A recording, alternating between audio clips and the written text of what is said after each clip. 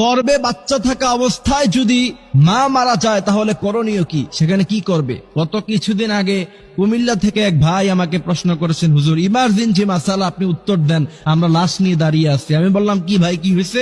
তিনি বলছেন, আমরা হসপিটালে নিয়ে গিয়েছিলাম এক অন্তঃসত্ত্বা মাকে, সেখানে নেওয়ার পরে একটু পরেই ডেলিভারি হওয়ার কথা, ডাক্তার ভুলে কি ইনজেকশন দিয়েছে, তার কারণে 1 মিনিটের মাথায় অন্তঃসত্ত্বা মা সে মুহূর্তের মধ্যেই দুনিয়া থেকে চলে গিয়েছে, বিদায় হয়ে গিয়েছে। এখন তার ভিতরে বাচ্চা আছে, এখন কি করণীয়, আমরা কি করতে পারি হুজুর, উত্তর দেন। আমি মুহূর্তের মধ্যে থমকে গেলাম, কারণ এমন প্রশ্ন আমার জীবনে আমি কোনোদিন শুনি নাই।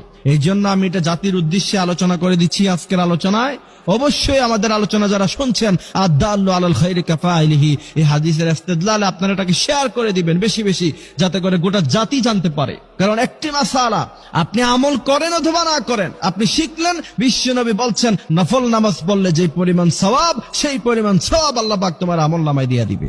আমি অবাক হইছি যে এই প্রশ্ন তো কখনো পাই নাই। পরে আমি গবেষণা করে এটার উত্তর যেটা পেয়েছি, যদি সন্তান গর্ভে থাকা অবস্থায় কোনো মা মৃত্যুবরণ করে, যেহেতু এখন সায়েন্সের জামানা, যেহেতু এখন মেশিনারিজের জমানা, অবশ্যই চেক করে নিতে হবে সাথে সাথে যে বাচ্চা ভিতরে জীবিত আছে কিনা।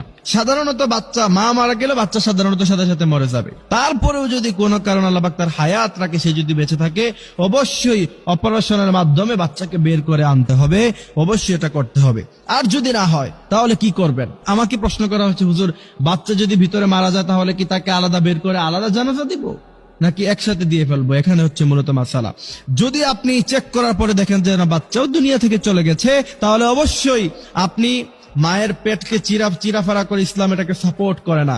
মৃত্যুর পরে পোস্টমর্টম যেটা করা হয় বর্তমানে, যদি একান্ত কোনো প্রয়োজন না পড়ে, সাধারণ কোনো কারণে পোস্টমর্টম করা ইসলাম এটাকে জায়েজ করে নাই। যদি দেখেন যে বাচ্চাও ভিতরে মারা গেছে, মাও মারা গেছে, এমত অবস্থায় অবশ্যই দুইজনকে একসাথে জানাজা দিয়ে একই কবরে তাদেরকে দাফন করে দিতে হবে, বাচ্চা সেখান থেকে বের করা যাবে না। এই জন্য প্রিয় ভাইরা আমার, দুনিয়া নিয়ে এত আয়োজন, এত কিছু, অথচ একটু আগেই সে বাবা জানতেন না, সে স্বামী জানতেন না যে সে খুশিতে ছিল যে একটু পরে আমার সন্তান আসবে, আমি মানুষকে মিষ্টি খাওয়াবো, মিষ্টির টাকাটাও পকেটে এখনো পর্যন্ত আছে। কিন্তু 1 মিনিটের ব্যবধানে আল্লাহ কি করে দিলেন, তার সন্তানও নাই, তার প্রিয়তমা স্ত্রী, যার সাথে এত কাল এত সময় সে কাটিয়েছে, কত আলাপ, কত খুনছুটি, যা আমার মেয়ে হলে এই নাম রাখবো, ছেলে হলে এই নাম রাখবো, কত আলাপ আলোচনা, কত কিছু, কত গল্প, কিন্তু কোথায় গেল? 1 মিনিটের মাথায় তার বাচ্চাও নাই, তার প্রিয়, এখানে কি করবে? গত কিছুদিন আগে কুমিল্লা থেকে এক ভাই আমাকে প্রশ্ন করেছেন, হুজুর ইমার্জেন্সি মাসালা, আপনি উত্তর দেন, আমরা লাশ নিয়ে দাঁড়িয়ে